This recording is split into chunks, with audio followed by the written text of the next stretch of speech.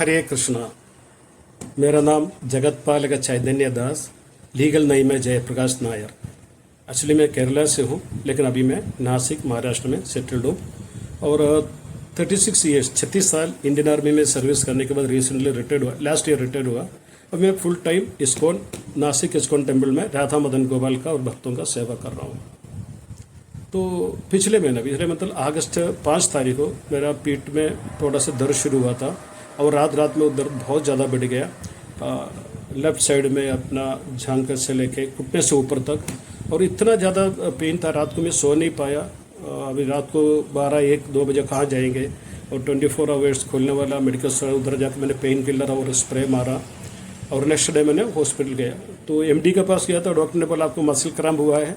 उन्होंने 1 हफ्ते का दवाई दिया, काफ़ी कॉस्टली दवाई थे।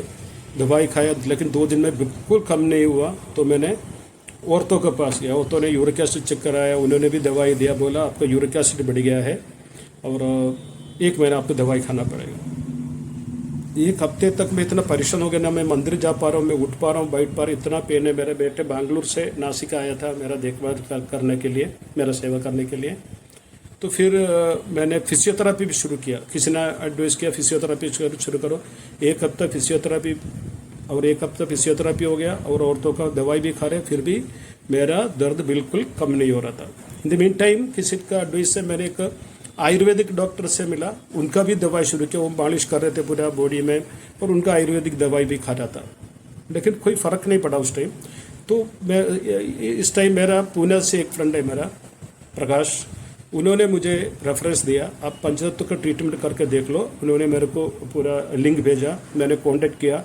तो मुझे कलर में पर्टिकुलर कलर लगाने के लिए वाला पर्टिकुलर प्लेस में मैंने कलर गया, तो कलर किया। 2-3 दिन में मेरे को फ़र्क समझ गया। 2-3 दिन लगा, तो 2-3 दिन लगा, लेकिन मुझे ये आइडिया नहीं था कितना देर लगाना। मैं कभी 1 घंटा धोने के बाद जाता था, मैंने पूछा नहीं उनको, उन्होंने उस टाइम मुझे बताया भी नहीं, इसलिए हो सकता है 2-3 दिन लगा, लेकिन पेन कम हुआ। और आज के डेट में मेरा पेन ऑलमोस्ट 0 है, बिल्कुल 0 है।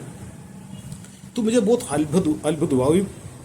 देखो, मुझे ये नहीं मालूम था आयुर्वेद से हुआ है या पंचतत्व से हुआ है, लेकिन ये मुझे पता है पंचतत्व का प्रोसेस पद्धति करने के बाद पेन कम होना शुरू हुआ। तो मुझे बहुत अद्भुत हुआ। कोई दवाई नहीं खाया मैंने, 1 रुपया दिया नहीं। ये अभी तक मैंने 15-20 हज़ार रुपये खर्च कर चुका था। मेरे को 15-20 हज़ार रुपये का दुख नहीं है।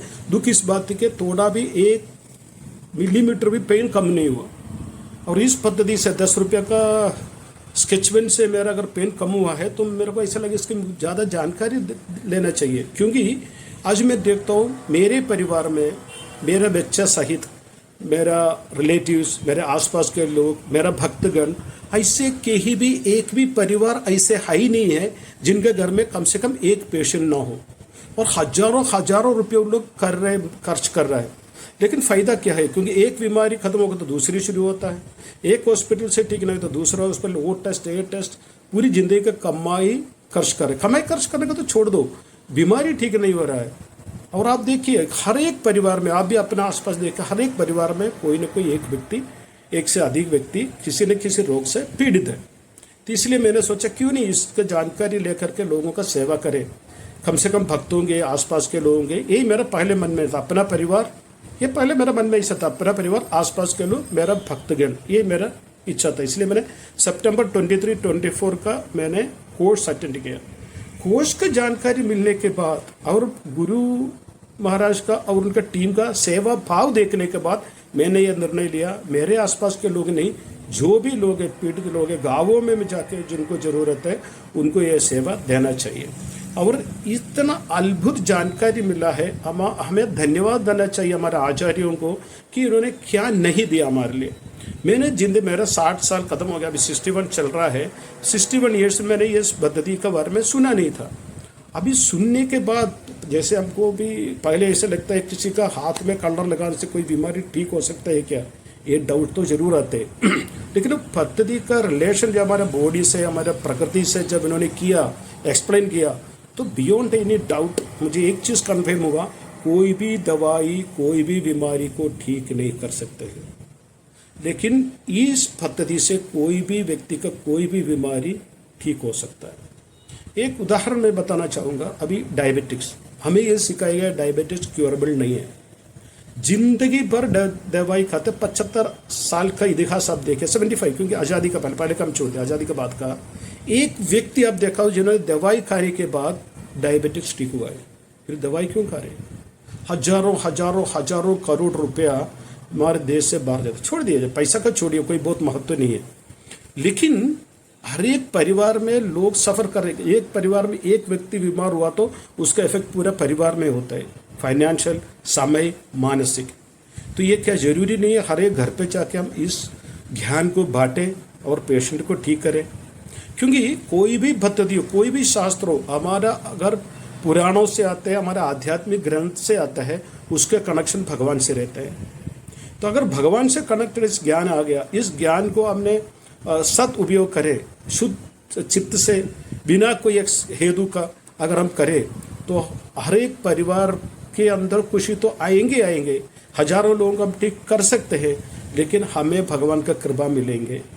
इसलिए मैंने इसको बहुत सीरियसली 2 दिन, क्योंकि आपको पता है 23 सितंबर को राधाष्टमी का फेस्टिवल था, मेरा सेवा भी था। मैंने फिर भी 9 बजे आ गया, मैंने उधर से छुटकारा लिया, मैंने पूरा लेक्चर भी नहीं सुना कि 9 बजे से 6 बजे तक कंटिन्यू बैठ कर सुना, 6 बजे के बाद का सेवा किया।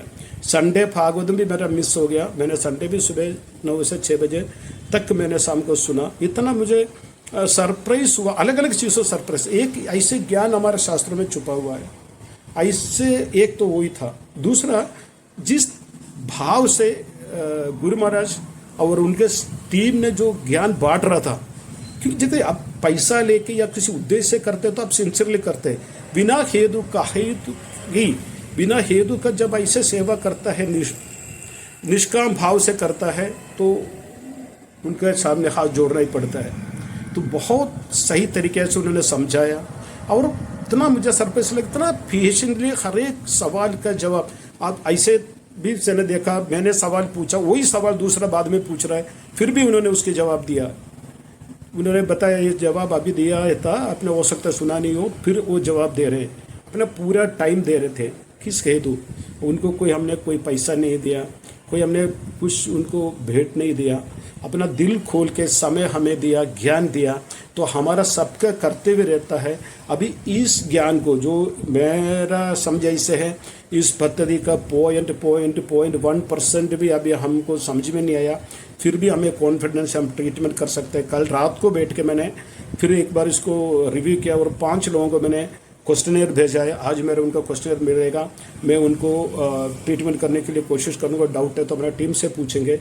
तो मेरा कहना ये, जितना भी लोगों ने इसको अटेंड किया है, वो बाकी लोगों को प्रेरणा दे ऐसे कोर्स को अटेंड। जिसको भी आप ट्रीटमेंट उनको बोलो ये मैंने किया है, भी आपके उत्तरदायित्व है ये ज्ञान लेके आप आपके रिलेटिव्स को, आपके फ्रेंड सर्कल को इसको बांटें।